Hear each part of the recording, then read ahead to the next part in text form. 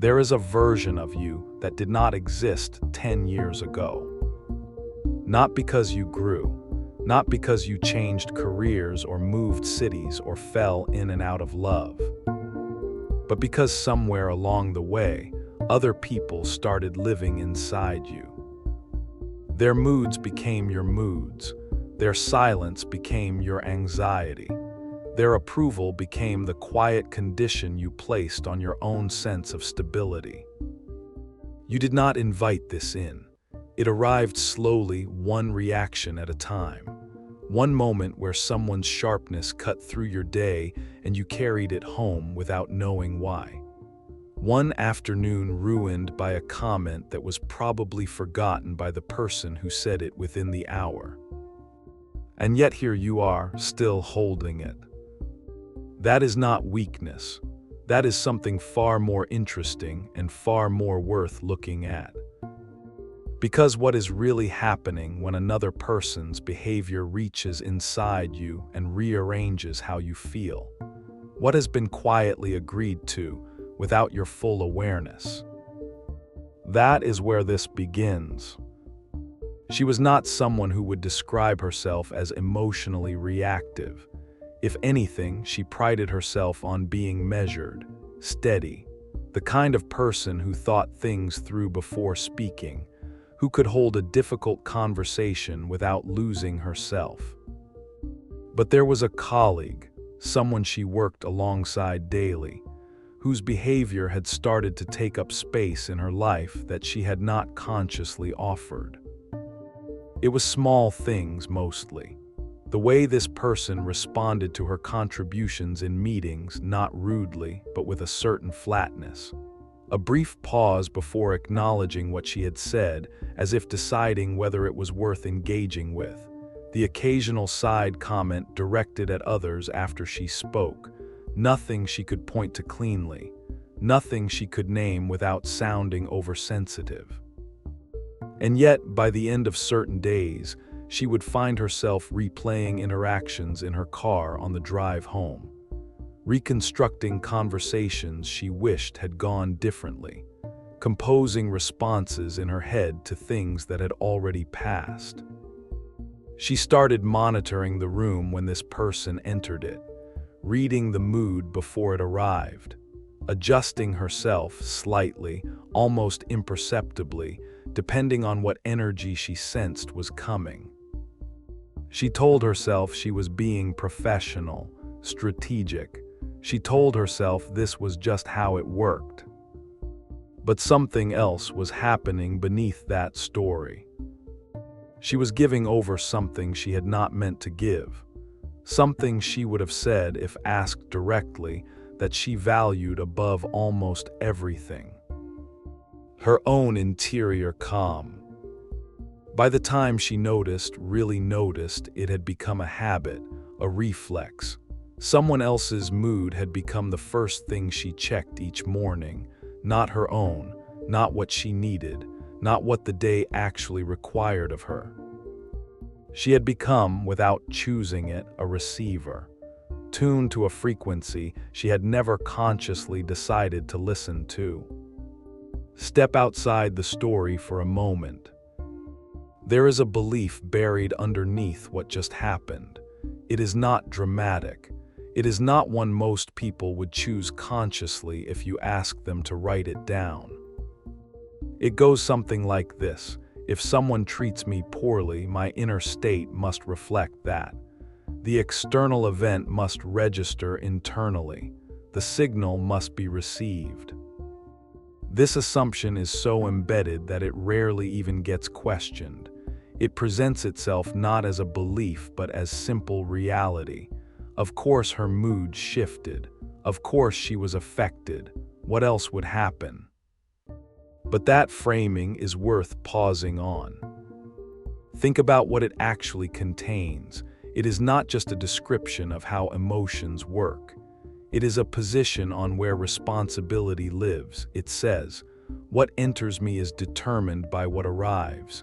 It says, I am a room and I do not control the door. That is not a statement about sensitivity or emotional range. It is a structural claim about the self, about who holds authority over what happens inside. Because the assumption is not that other people are sometimes unkind, that part is simply true. The assumption is something quieter, that another person's behavior has the inherent right to move through her and change what she finds inside. That the door must always be open. And more than that keeping it open is what it means to be present, to be real, to be in relationship with the world rather than walled off from it. That she, in fact, does not hold the key. Or perhaps more accurately, that she holds it but has been convinced, somewhere along the way, that using it would cost her something she cannot afford to lose. And here is what makes the assumption so difficult to see clearly. It does not feel like a belief. It feels like cause and effect. Someone is unkind, you feel worse. Someone is warm, you feel better. The sequence appears so natural that the middle step, the step where a permission is granted, becomes invisible. But the middle step is always there. Between the external event and the internal response, there is a moment too fast for most people to catch most of the time where something is decided. Not consciously, not with deliberation, but decided nonetheless. And what gets decided in that gap is whether this incoming thing belongs to you, whether it gets let through. That is what the assumption skips over. It removes the gap entirely. It treats the response as automatic, as though the self had no say in the matter. The self always has a say. The question is only whether it knows it does. This is not a personal failing. It is something that gets taught not directly, but through repetition. The cultures most people grow up inside reward emotional attunement. Reading the room is treated as sophistication. Noticing how others feel, adjusting accordingly, this is called social intelligence. It is praised. It is hired for. It is used as the definition of maturity. The child who could sense their parents' mood before entering a room and adjust accordingly, that child was often called perceptive, intuitive, easy to be around. The child who could not or chose not to was called difficult, oblivious, too much in their own world. So the attunement becomes practiced, refined, eventually automatic. The workplace in particular creates a kind of ongoing emotional weather report. You learn quickly whose mood affects the meeting, whose approval matters, which reactions are worth watching. And because this attentiveness is often genuinely useful, it is protective, it keeps things smooth, it helps you navigate, it becomes a default setting rather than a conscious choice. What starts as situational awareness becomes a permanent posture. And then there is something older than the workplace, something from earlier, the idea that being affected proves that you care. That someone who remains unmoved by another's sharpness must be cold, disconnected, or simply not paying attention. Indifference and stability get confused for each other. One is the absence of care. The other is the presence of a self that has not been dissolved by circumstance. But the confusion is enough to make people afraid of the second one. So even the protection of inner calm can begin to feel like a kind of abandonment, like you have stopped caring, like you have decided the relationship no longer matters enough to be hurt by. This is how the loop closes. Being affected becomes the proof of investment. Not being affected becomes suspect. There is another layer beneath this, quieter still. When you absorb someone else's mood, when you carry it, replay it, let it shift the color of your day, there is a kind of intimacy in that, an odd closeness. As though being moved by someone is a form of remaining in contact with them, even after the moment has passed. Releasing that would feel like losing something, like choosing distance where before there was at least the feeling of connection, even if the connection was uncomfortable. This is how the assumption survives even when it causes obvious harm. It is not just a habit, it is a relationship, however one-sided, however exhausting. And the self that has organized itself around monitoring another person is not eager to give up the structure, even when the structure is costing more than it provides. The assumption does not just survive in this environment, it is quietly celebrated. And then, in the moments when it becomes too heavy to carry quietly, it is called something else, called sensitivity, called awareness, called caring, until it becomes difficult to see what it actually is. Niccolo Machiavelli is not often brought into conversations about emotional life. His name surfaces in boardrooms, in political strategy, in discussions about power and its maintenance. People tend to reach for him when they want to understand how the world operates beneath its stated rules, the mechanics behind the appearance. But there is something in his thinking that has almost nothing to do with manipulation, and everything to do with a particular kind of internal discipline.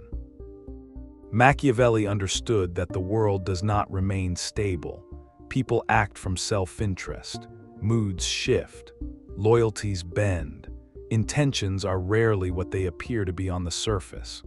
What looks directed at you is often simply the weather of another person's interior, their fears, their position, their own unresolved pressures leaking outward in whatever direction is available. He watched human behavior closely enough to know that taking each action personally was not a sign of sensitivity. It was a failure of perspective. It mistook the general for the specific. It assumed the center of another person's behavior was always you, when in fact most behavior orbits something much closer to the person producing it. He wrote about the importance of what he called virtu, a quality that defies clean translation. It is not virtue in the moral sense. It does not mean goodness or decency, though it does not exclude them. It is closer to internal force, the capacity to remain oriented despite what is happening around you, to act from your own assessment of a situation rather than from the emotional current of the moment, to hold something of yourself steady while everything else moves. And he placed this alongside something he called fortuna, the unpredictable force of circumstance, the things you cannot control, the way someone enters a room, the mood they carry in, the way they respond or fail to respond to you, the arbitrary shifts in what the environment rewards and punishes. His argument was not that fortuna does not matter. It clearly does. It shapes outcomes. It creates conditions. It can dismantle plans that were carefully made. His argument was that you cannot build a stable interior life on it. You cannot make fortuna the measure of your own state without becoming entirely subject to it. A person who rises and falls with each shift of fortuna is not adaptable. They are simply at the mercy of whatever arrives next. The question he implicitly raises is not, how do I change what other people do? The question is, what part of this am I choosing to treat as mine? What portion of what enters the room do I allow to cross into the place where my own clarity lives? Because virtu, in its simplest, most human form, is not about being unmoved. It is about knowing which things are yours to be moved by. Look at the situation again. Not to judge it, not to fix it, just to see it more clearly from a slightly different angle. She was not simply reacting. She had over time extended her sense of self outward, past the edges of her own body, her own thoughts, her own assessments, and allowed it to include the temperature of another person's behavior. The territory of her inner life had quietly expanded to encompass something entirely outside her authority. This is not a moral failure, it is a structural one. The architecture of her attention had been reorganized gradually, without announcement, and she had not been consulted on the redesign. Machiavelli would not have called this weakness in the way that word is often used. He would have recognized it as something more precise, a misidentification of where the boundary of the self actually ends, a confusion about what is inside the walls and what is outside them. Because what she was protecting, when she monitored, when she adjusted, when she replayed, was not her relationship with this colleague. It was not even her position at work. It was something that felt like safety but was actually control. If she could read the situation accurately enough, anticipate it fully enough, stay one step ahead of the mood, she might be able to prevent the internal disruption before it arrived. She was running surveillance on someone else's behavior in order to protect her own interior. And in doing so, she had placed her interior in a position where it could not be protected, because it was already out in the open, already exposed, already organized around what the other person was doing. There is something else worth noticing here. The energy required for that kind of monitoring is not small. It does not run in the background without cost. Every adjustment made before a conversation, every word chosen with that person's likely reaction already factored in, every moment of restraint or recalibration, all of it draws from a reserve that was never meant to be spent this way. And the reserve depletes, not dramatically, just steadily. Until the end of certain days, there is less of her available than there was at the beginning. Not because the work was hard, because the monitoring was. The disruption was never coming from outside. It was arriving because she had left the door open, because she had, somewhere below conscious awareness, agreed that what happened out there could determine what happened in here. Because the monitoring itself, the constant reading, the readjustment, the anticipation, was the proof that the agreement was already in place. That agreement, quiet, unspoken, never fully examined, is where the real situation lives. Not in the colleague, not in the meeting room, not in the comment that landed wrong and echoed for hours afterward. In the quiet permission she had been extending, one reaction at a time, without ever sitting down and deciding to extend it. There is no version of this that ends with the colleague changing. There is no version that ends with the workplace becoming easier, or the interactions becoming warmer, or the pauses disappearing from meetings. The other person is not the variable that shifts here. The external world tends to remain what it is. What this actually asks of her, what it asks of anyone who recognizes something of themselves in this, is not a strategy, not a technique, not a new way of composing yourself in the moment before someone enters the room. It asks something slower than that, more uncomfortable than that, something that does not come with a clear before and after. It asks a willingness to see the agreement that has been operating beneath the surface, not to condemn it, not to be ashamed of it, not to rush past it towards some better version of yourself, but to look at it long enough that it can no longer pretend to be simply the way things are. Long enough to see that it was always a position, not a fact. Always a stance the self took toward the world, even if it felt entirely involuntary.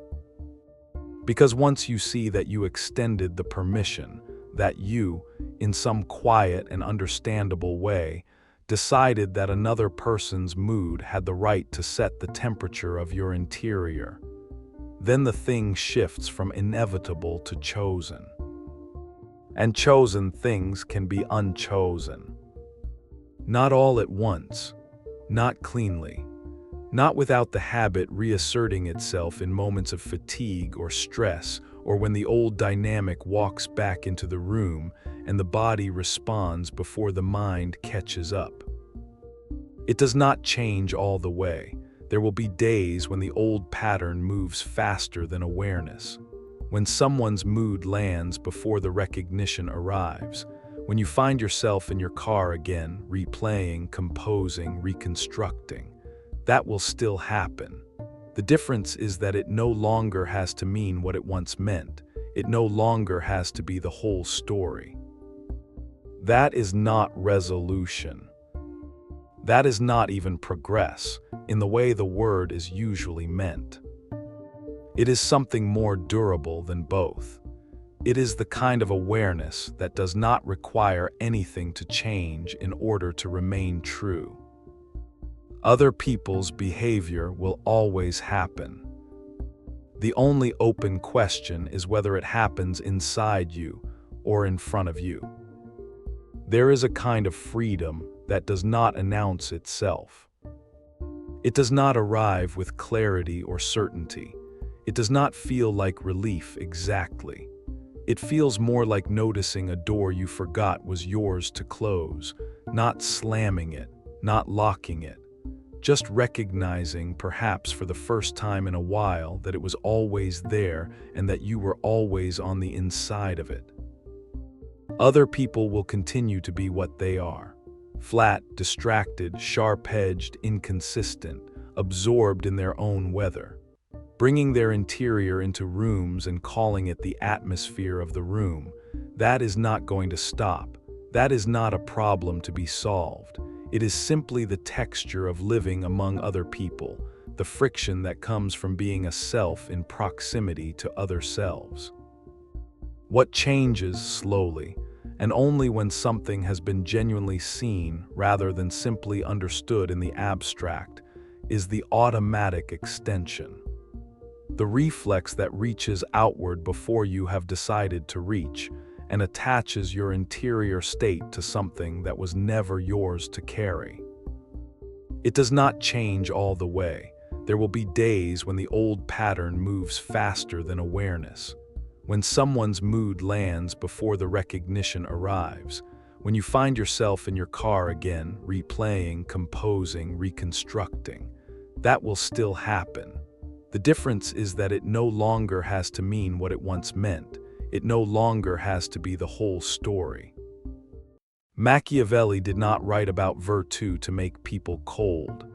He wrote about it because he understood something that is easy to miss, that a person without a stable interior has no real position from which to act.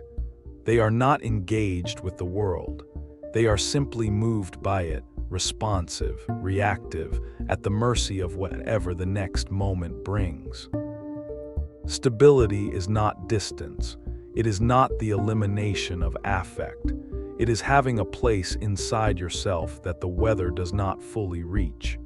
A center that remains yours even when everything around it shifts.